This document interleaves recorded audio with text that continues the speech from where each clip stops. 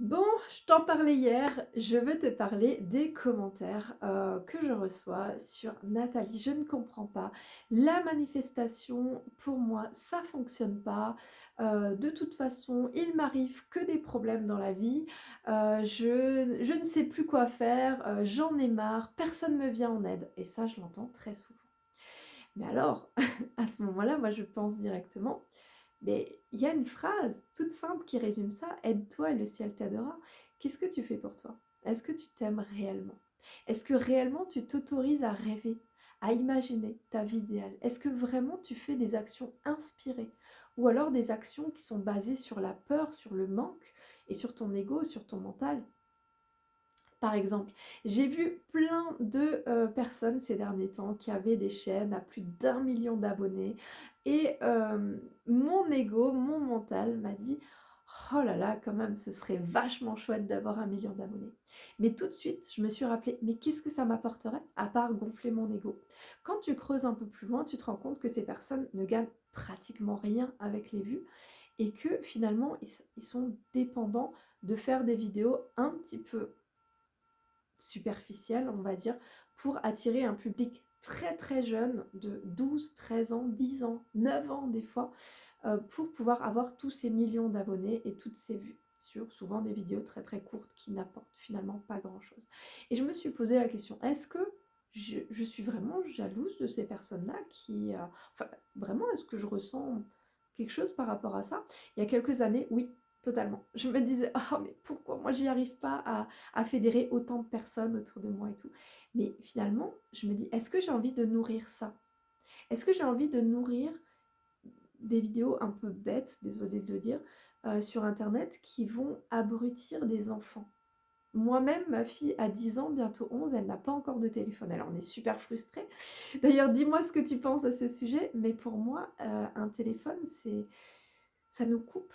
Ça nous coupe de l'essentiel, ça nous coupe de, pas qu'un téléphone, hein, plutôt les réseaux sociaux, parce qu'un téléphone peut être utilisé à très très bon escient. Tu peux apprendre des choses, comme sur ma chaîne par exemple, et je pense que c'est pas forcément une bonne chose pour les enfants d'être abrutis, d'être là à scroller toujours plus vite.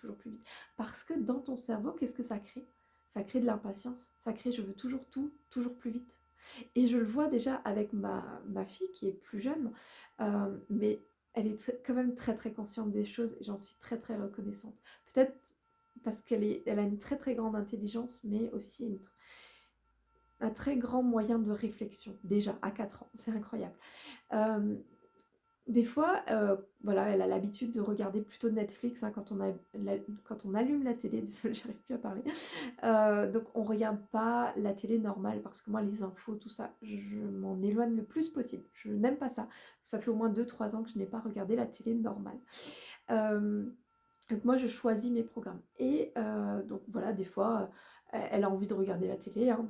Moi j'ai pas vraiment de problème avec ça. Mais c'est moi qui vais voir ce qu'elle regarde, ce qu'elle regarde pas.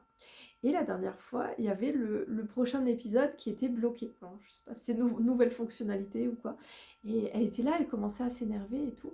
Et je lui dis, mais Anna, reste calme, il y a pas le feu, quoi, hein. On peut prendre un moment, si ça revient pas tout de suite, c'est pas grave. Tu sais, à mon époque, il y avait des pubs tout le temps, il fallait attendre 2 3 minutes avant d'avoir la suite du programme. Et tu sais, pour l'épisode suivant, il fallait attendre une semaine. Et quand on regarde la télé normale, c'est encore comme ça. Et ça jouait sur notre patience et c'était plutôt bénéfique. Et les jeunes d'aujourd'hui veulent tout avoir trop vite. Et souvent, ils veulent avoir tout trop facilement. Mais est-ce que c'est forcément bien? Est-ce que ça te nourrit réellement? Est-ce que réellement, à la fin du mois, si j'avais 1 million d'abonnés, ou 5 millions, ou 10 millions, ou 20 millions, est-ce que je serais plus heureuse dans ma vie? Pose-toi ces questions-là. Est-ce que ce que tu envies aux autres te rend forcément plus heureux? En fait, non. Non, pas du tout. Est-ce que ça va nourrir forcément ce que je veux apporter au monde? Non, pas du tout. Ça va même à l'encontre de ça. Donc, la personne, là je pense à un commentaire en particulier. Donc la personne disait, moi je ne peux pas réussir mon entreprise, je ne peux pas gagner 1 million, 2 millions, 3 millions parce que, parce que pour ça il faut 1 million d'abonnés au moins.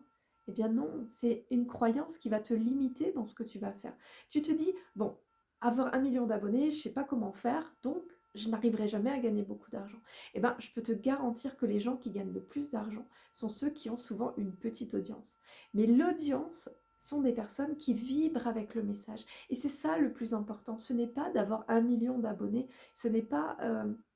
ne mets pas ton énergie à te dire « Oh là là, je suis frustrée de ça. Oh là là, je vais essayer de faire ça. » Parce que si c'est pas ce que tu veux réellement faire, bah ça va juste te bloquer. Ça va juste t'empêcher d'avancer. Tu vas consacrer toute ton énergie, tout ton temps et tout ton optimisme là-dedans et tu vas peut-être pas faire les actions justes pour toi. Donc pose-toi la question. Si maintenant tu as cette réflexion-là de te dire, tu te surprends, on va dire, à envier quelqu'un, tout de suite tu t'arrêtes et tu te dis, vraiment fais cet exercice, hein, tout de suite tu t'arrêtes et tu te dis, est-ce que réellement j'ai envie de ça? Vraiment dans ma vie? Est-ce que réellement je pense que ça va me rendre heureux? Parce que souvent, eh bien, on se met des challenges tellement élevés que finalement, quand tu vois ce challenge-là, tu te dis, mais j'y arriverai pas, c'est loin. Et tu vas mettre toute ton énergie pour essayer de l'atteindre. Et finalement, quand tu vas l'atteindre, parce que si tu mets vraiment beaucoup de temps, beaucoup d'énergie et que tu travailles dessus des mois, des années, tu vas l'atteindre. Mais qu'est-ce qui va se passer? Tu vas te dire, et c'est tout? J'ai fait tout ce travail-là pour ça? En fait, c'est pas l'objectif lorsque tu vas l'atteindre qui va te rendre heureux. C'est le processus, c'est la personne que tu vas devenir sur le chemin. Mais en fait, tout ça est déjà en toi. C'est-à-dire que tu peux choisir le bonheur tout de suite, immédiatement, comme ça, en un quart de seconde. Là, tu peux choisir le bonheur. Et ça va être le thème de la prochaine vidéo. Donc n'hésite pas à t'abonner, à me mettre un petit pouce en l'air si tu apprécies mes vidéos, à me soutenir. Et si tu veux avoir plus d'abondance dans ta vie, je te donne accès à mon grand plan pour l'abondance. Donc regarde sous cette vidéo, donc tu auras une petite page explicative de quel est mon grand plan pour l'abondance parce que j'ai vraiment envie que ta vie soit plus abondante, plus heureuse, plus joyeuse, mais aussi plus riche à tous les niveaux, que ce soit financièrement, en termes de temps, en termes d'énergie, en termes de relations, en termes d'amour pour toi-même. Voilà, si ça te parle, regarde sous ma vidéo et je te dis à demain. Bye.